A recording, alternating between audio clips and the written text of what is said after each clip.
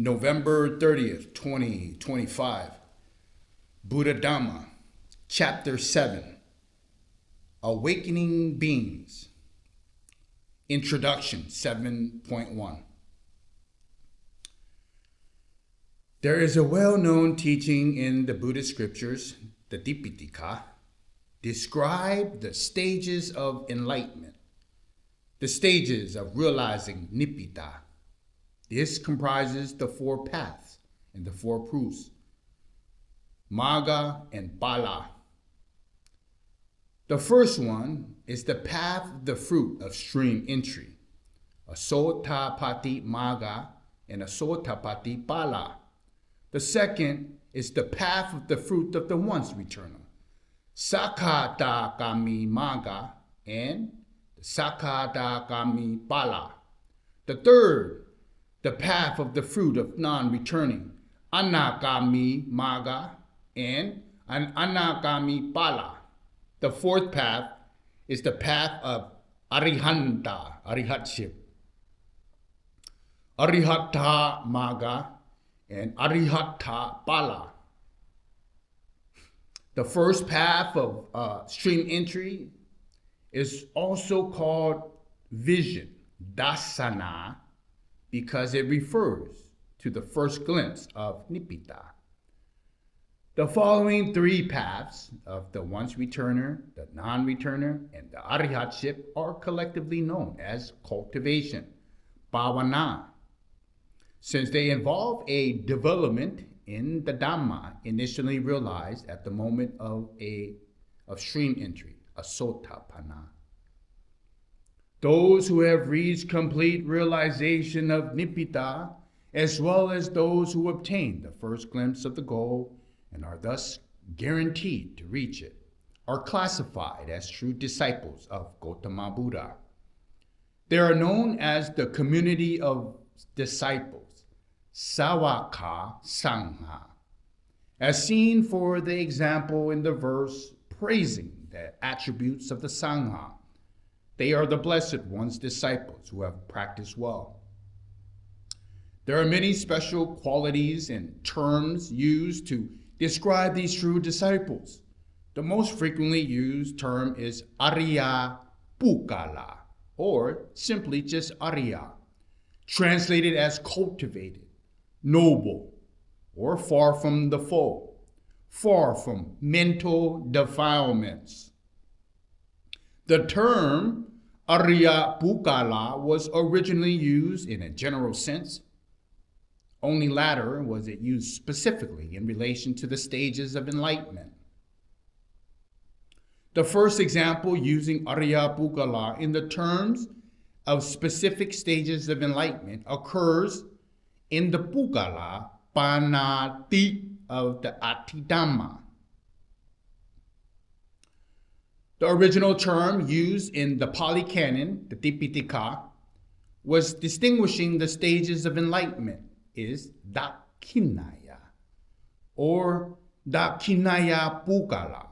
In any case, the terms Ariya Pukala and Dakshinaya Pukala are adopted for Brahmanism.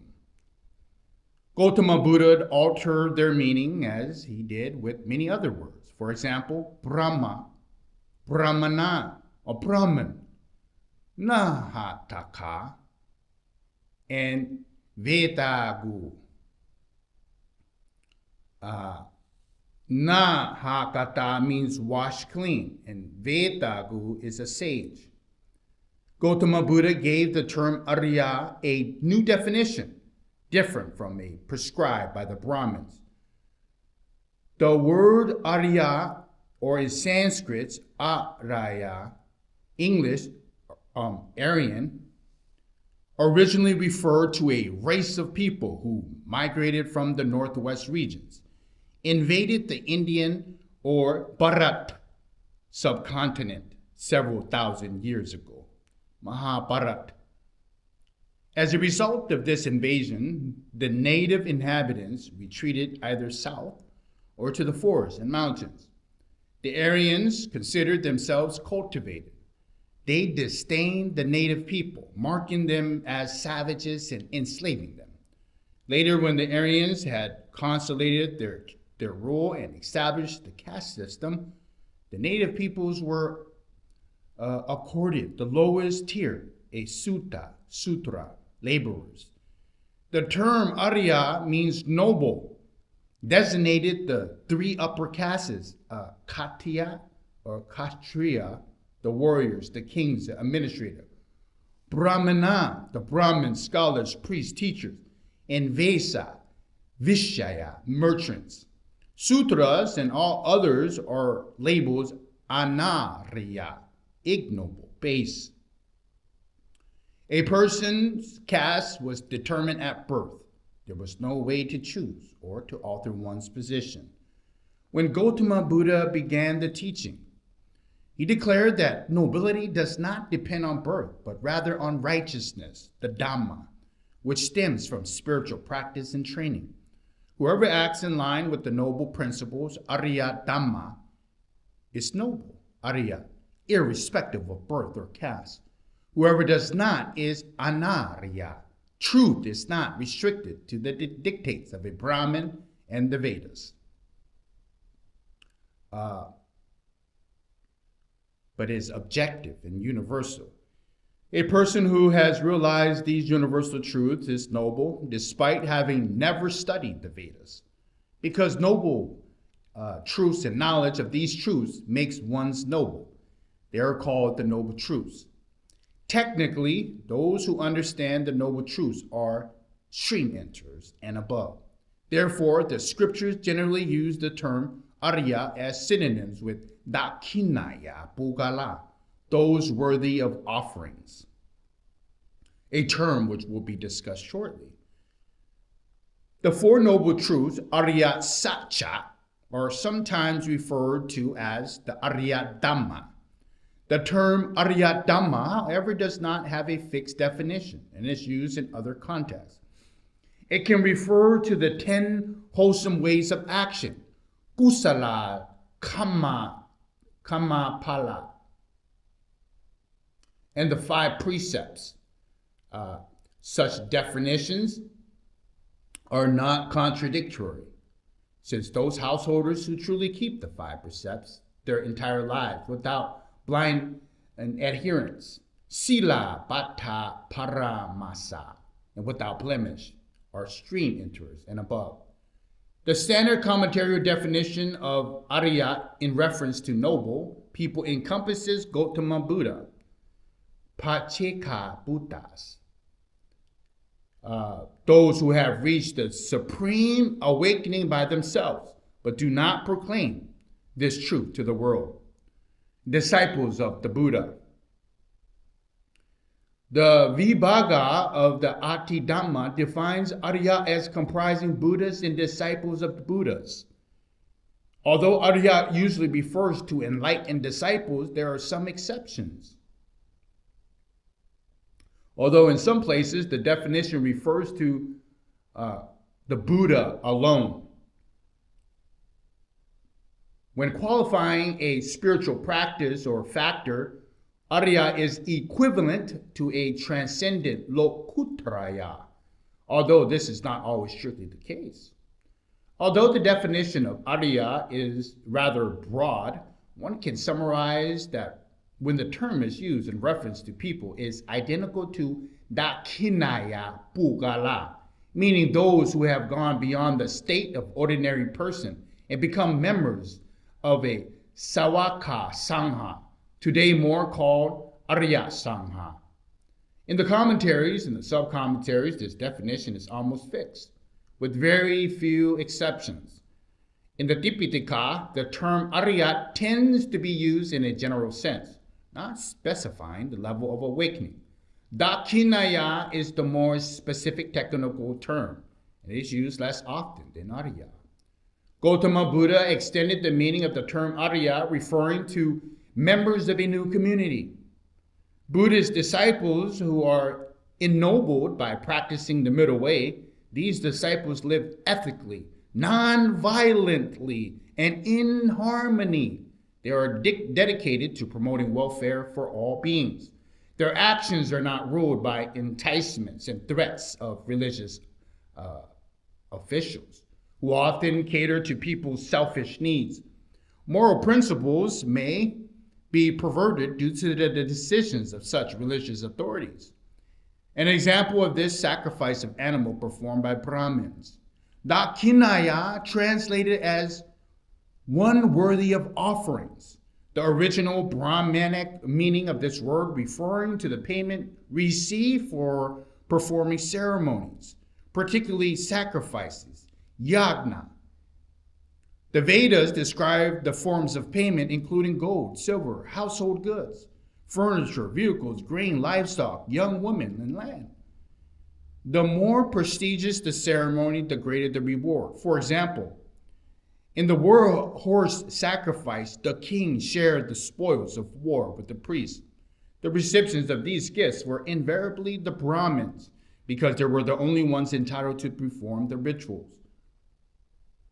Now, it is great to note the categories of Ariyas. Some exceptions includes the commentaries explain the exceptions by classifying Ariyas into 4 categories. The first one, ācāra-ariya, noble by behavior, those grounded in virtue. The second one is dassana-ariya, noble in appearance, those possessing features that instill confidence. The third one is liṅga-ariya, noble by gender, those living in life of a spiritual renun-ciant.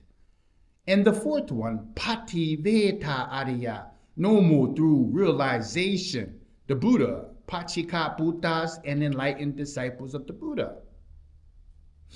When the Buddha began teaching, he spoke in favor of abolishing animal sacrifices. He transferred this meaning by the words yajna to dassana.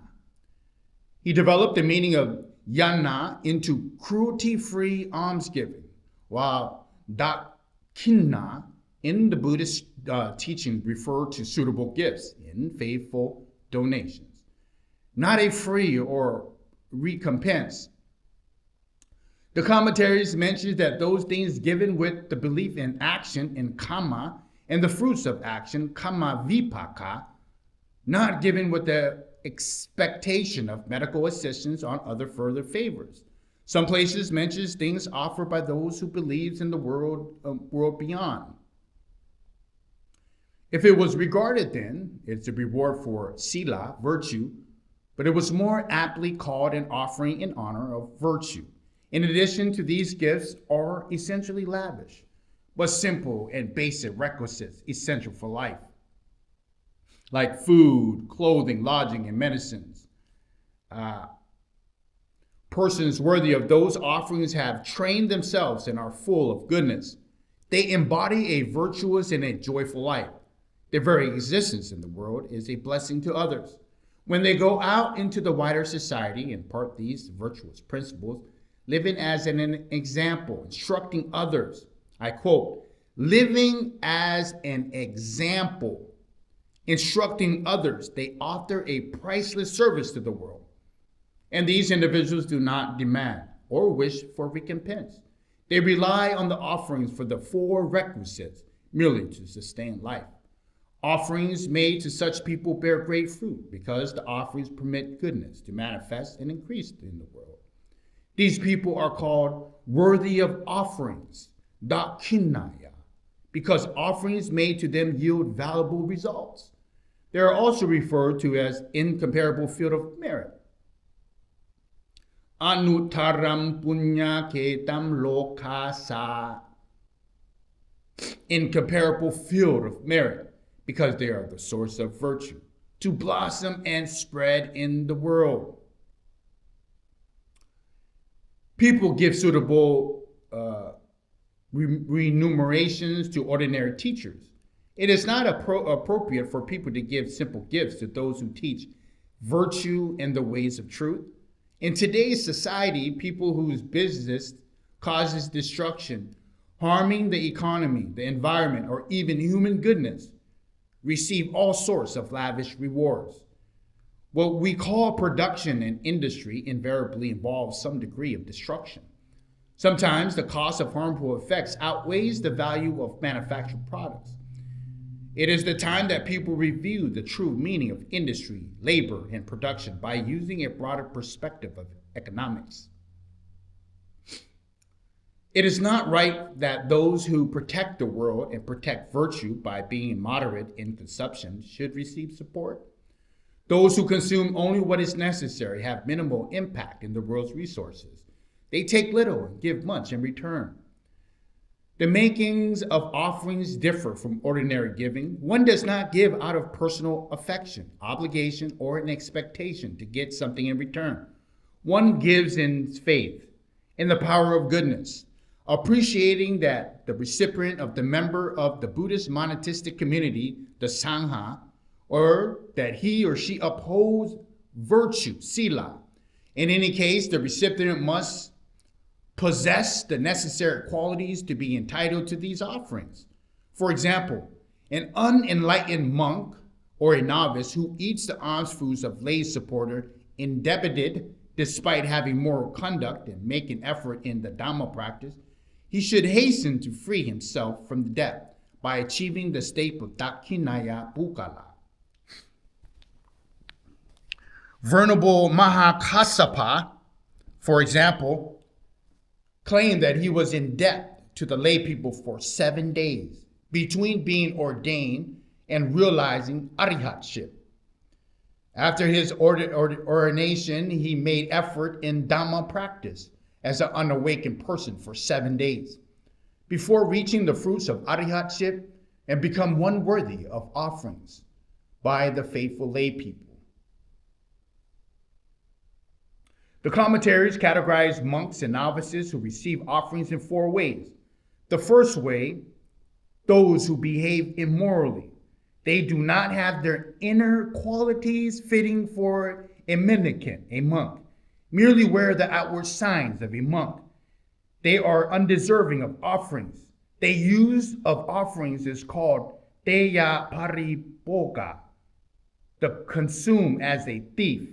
The second one, those who have mortal conduct but do not reflect with wisdom when using the 4 requisites. For example, when eating alms food, they neglect to consider, I eat not for pleasure or beautification. I use alms food only for the maintenance and nourishment of this body, to keep it healthy, to sustain the holy life. Such use of offering is called ina paripoga, the consume as a debtor.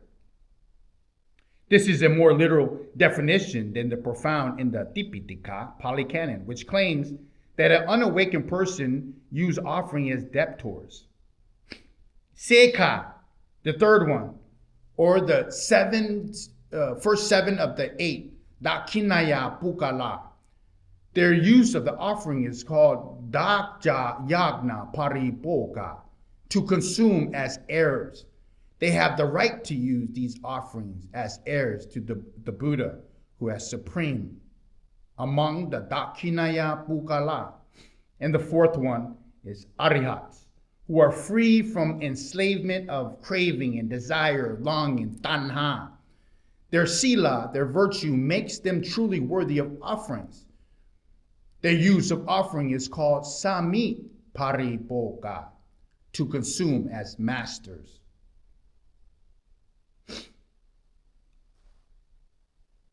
Here we can see the term dakinaya is used in both social and economic contexts. The principle of offerings and, to some extent, the principle of generosity fits into the wider principle of Buddhist social structure of having an independent group of individuals.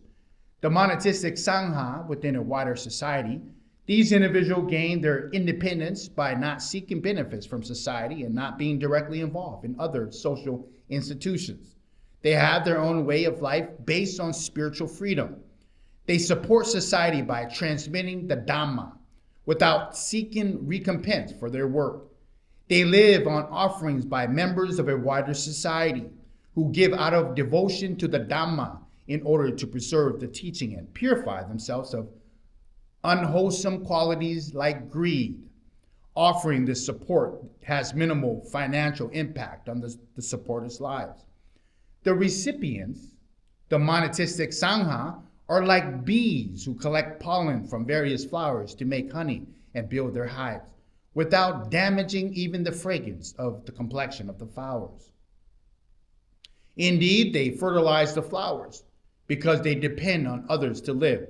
They have an obligation to act for the welfare and happiness of all. Although their life depends on others, it does not depend on anyone in particular. They rely on a public and in sense belong in public, but are not subject to no single individual. In a well-organized society, one should be destitute and forced to beg. In such a society, religious mendicants live on offerings and others, but the receiving of alms have no resemblance to begging. The systems of an independent community that is devoted to spiritual values and provide a necessary balance to the wider society is unique among social systems in the world.